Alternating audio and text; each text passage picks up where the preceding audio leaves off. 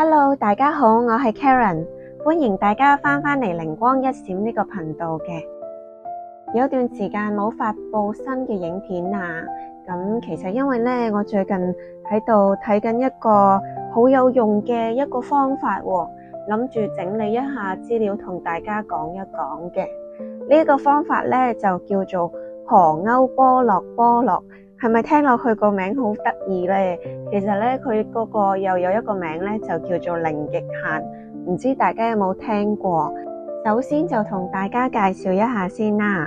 河勾波洛呢樣嘢呢，係喺數百年前開始流傳嘅一種夏威夷嘅解決問題嘅方法。咁跟住呢，後來有一位叫做修南博士嘅人，就將河勾波洛呢樣嘢咧，再去總結再去歸納，最後尾咧就出現咗4句說話，就認為咧用呢4句說話咧就可以涵蓋大部分嘅嘢，跟住可以將你嘅人生嘅過往記憶清除同埋清理嘅。咁呢4句說話非常之容易啦，就係謝謝你、對不起、請原諒我同埋我愛你嘅。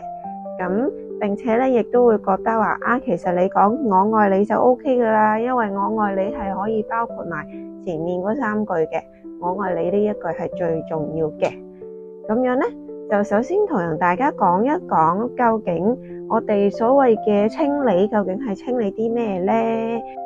其實喺河勾波洛嘅理念上面咧，就覺得人之所以會遇到唔順心嘅事，原因就係出在於潛意識嘅記憶，即係一啲痛苦嘅記憶咧就會變成心理陰影啦，一啲好嘅記憶咧就會變成執着，跟住就會阻住我哋去做出正確嘅決定啦。咁人嘅一世咧就係要去清除呢一啲嘅記憶，而去令到自己處於一種比較空、比較通明嘅一種狀態嘅。其實同大家解釋一下啦，佢呢度所講嘅記憶呢，如果大家會有聽過其他嘅片呢，可能會清楚呢一個字嘅。我通常會叫呢一樣嘢叫做印記，又或者標籤等等嘅。咁其實呢，就等同於係你對一樣嘢產生咗啲咩睇法，而呢一樣嘢嘅深刻印象呢，就會放落去你嘅潛意識入邊啦。咁而喺河勾波洛呢度咧，就稱之為叫做記憶咁樣。咁我哋可能今次呢條片咧，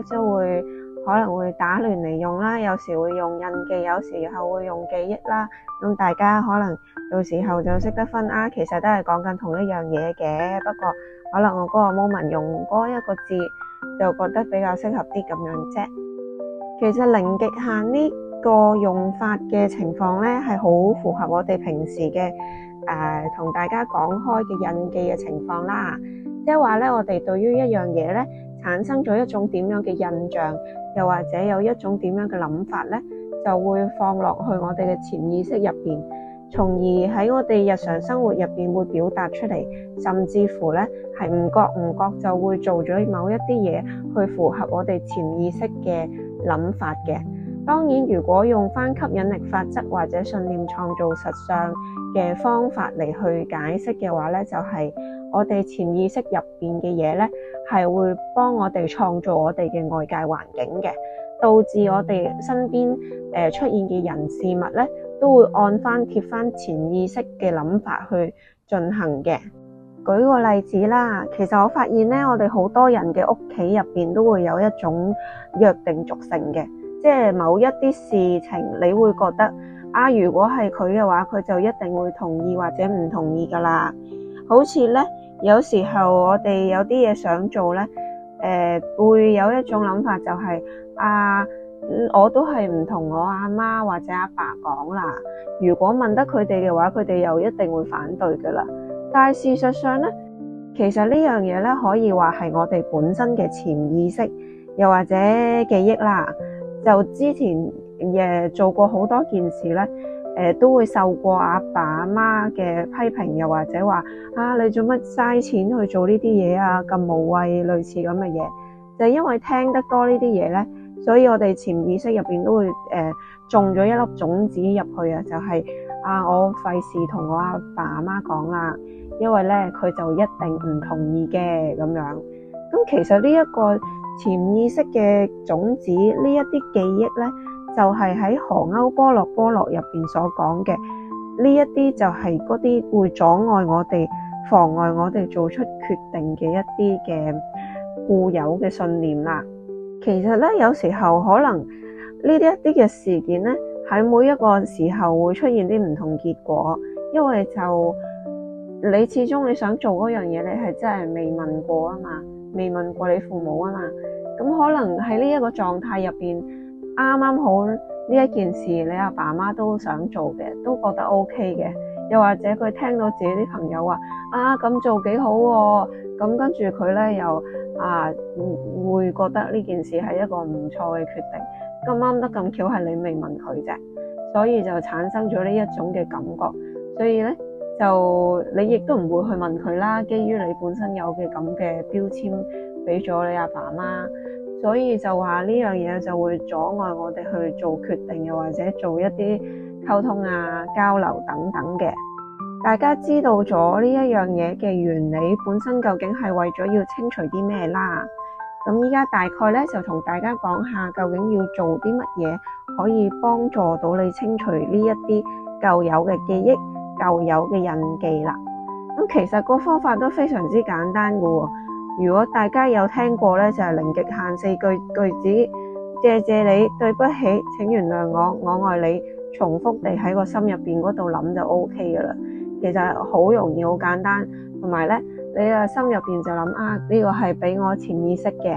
咁如果我哋遇到啲咩感覺唔係好開心嘅事咧，又可以諗下呢4句子啦。跟住咧，平時得閒無事又可以諗下呢4句子啦。跟住去清除一啲咧自己嘅過往記憶同埋執着嘅。而呢個咧，佢最方便係啲咩咧？就係因為咧，其實修蘭博士佢覺得咧，我哋其實除咗呢一世之外咧，有前世嘅，仲有更加多嘅其他世再前世多啲都係有嘅。我哋嘅記憶，我哋嘅印記並不只是由呢一世積累落嚟啦。所以咧，佢就話啦，我哋唔需要知道究竟係因為咩原因而令到我哋產生出咗個咁樣嘅印記，我哋只需要去為咗呢件事而清理就 OK 啦。因為咧，佢話如果呢一個係我哋前世積落嚟嘅，即係可能人哋所謂嘅過往記憶、前世記憶，又或者係家族業力呢啲點算咧？咁其實我哋都未必需要知道呢件事嘅喎，我哋只需要知道我哋依家面對緊啲乜嘢，因為現在嘅事而去清理就 OK 嘅咯噃。另外咧，仲有一件事情需要留意一下嘅，就係咧，佢會講到一樣嘢，就係我哋遇見嘅每一件事情咧，都係自己創造出嚟嘅，要需要為自己見到嘅一切嘢、遇到嘅一切事情負責。因為周圍遇到嘅一切咧，都係重播嘅記憶。我覺得呢個幾有意思嘅，因為我諗起咧，以前中史堂講嘅話，歷史可以知道興替啦，可以知道過往出現啲咩錯誤事件我哋可以以史為鑑咁樣。咁其實咧，佢就講到一樣嘢，就係如果我哋依家出現咗嗰件事，就代表我哋以前就係冇以史為鑑啦。我哋咧就冇用呢個歷史作為反省對象，所以我哋依家先至會繼續遇到同樣差唔多類似嘅嘢嘅。咁所以咧就話我哋需要為我哋依家遇到嘅一切事情負責喎，包括如果喺某一啲人際關係上面，你覺得我真係遇到一個非常非常之差嘅人咁咧有時候可能都係要自己去負翻責任。因為如果喺呢啲情況咧，就可能係因為你嘅記憶入邊覺得呢一個人係一個差嘅人又或者係覺得對方都係需要我幫助噶啦，又或者係覺得我就唔值得遇到一個好嘅人，就係因為呢一啲類似嘅過往嘅印記或者係記憶咧，所以就導致你一直都 keep 住遇到類似咁樣嘅人啦。咁如果我哋下一次想要喺遇到類似嘅人之前咧，就截停佢嘅話咧，佢就話我哋喺呢個 moment 就最好做翻呢個零極限呢4句啦。我知道呢樣嘢咧，可能對於某啲人嚟講有少少難以理解嘅，因為有時候大家會覺得我遇到嗰個渣男渣女，咁其實係因為係對方差，所以先至係咁啫。佢去欺騙我，點解要去話係我嘅問題咧？咁咧，原來喺呢個零極限嘅理念上面咧，都係同自己有關嘅。當然喺我哋靈性理念上面都係其實會一直都同大家講翻呢一啲嘢咧，係我哋自己創造出嚟噶啦。但係如果你聽唔明咧，唔緊要嘅，大家一路 keep 住做落去去感受下，可能遲啲咧就會明白噶啦。最緊要咧，大家唔好有抗拒嘅心理先，大家試下去做下，話唔定下次咧就可以得到改善啦。跟住好多人可能會去問一樣嘢，就係究竟呢個荷歐波洛即係零極限呢樣嘢，究竟係有冇用咧？就係重複咁樣噏住呢4個短句咁樣就話有用，究竟係咪真㗎咁樣？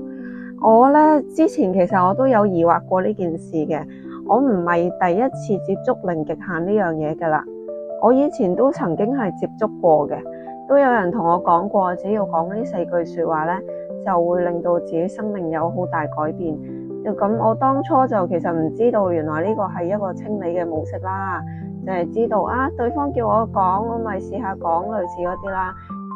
有時候甚至乎咧，有段長時間係唔記得咗呢件事嘅，跟住可能無啦啦有一日又諗翻起，又再去做翻呢個練習咁樣。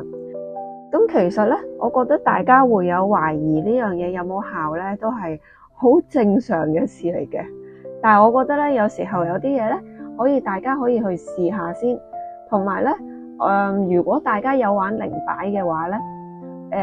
可以同大家講一講類似嘅數據。我諗如果大家有玩靈擺咧，可能都會試過清印記，即係清理自己過往嘅一啲嘅標籤啦、記憶啦。又或者一啲舊有思想之類嘅，咁我試過咧，有時候我哋玩得耐咧，就會知道某一種擺動幅度，例如話，哇，佢依家喐得咁勁，擺得咁快，咁我今次應該要揈足半個鐘頭先係清得完呢樣嘢啦，咁樣就會有啲咁樣嘅經驗出現嘅。咁有時候我如果話身體唔舒服，我都會用靈擺嚟揈一揈啦，去令到自己